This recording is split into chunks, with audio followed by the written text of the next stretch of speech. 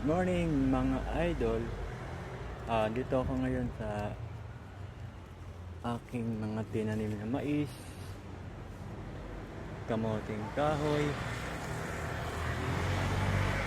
talbos ng kamote. Ay, malalaki na sila.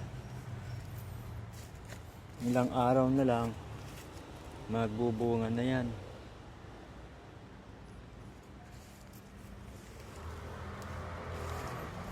Meron akong mga malunggay, tanglad,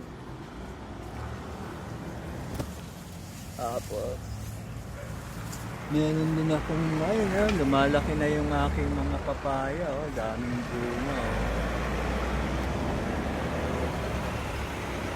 malaki na, lumalaki na yung aking mga papaya, ang daming bunga,